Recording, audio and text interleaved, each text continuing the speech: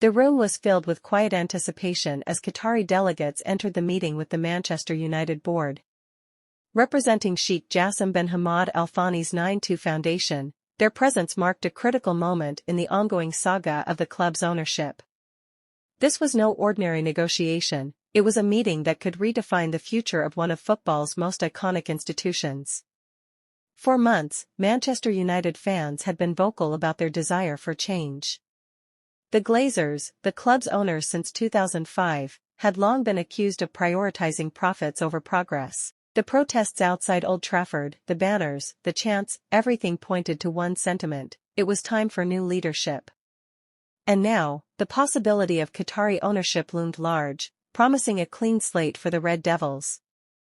Inside the meeting, the Qatari team presented their vision. Their bid was straightforward yet ambitious: complete ownership of Manchester United, free from the financial burdens of debt that had shadowed the club for years. They spoke of revitalizing Old Trafford into a world-class stadium, upgrading the training facilities at Carrington, and ensuring the club had the resources to compete with Europe's elite once more. It wasn't just a financial transaction, it was a promise to return Manchester United to the summit of world football.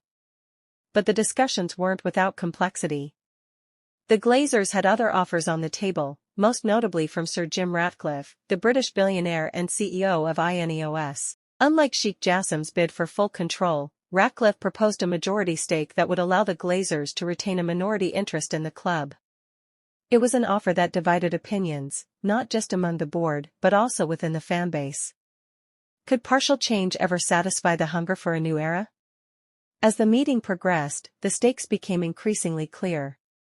The Qatari delegates emphasized their readiness to invest heavily in the club's infrastructure, its players, and its global presence. They spoke of the club's history, its legacy, and its potential to once again dominate the footballing world.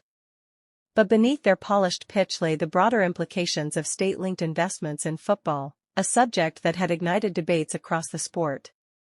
For the Glazers, the decision was as much about legacy as it was about profit. Would they bow to the overwhelming calls from fans for a full sale? Or would they opt for a middle ground, keeping a foothold in the club while securing financial gain through Ratcliffe's proposal? The meeting ended without a definitive answer, but the air was thick with the weight of what was at stake.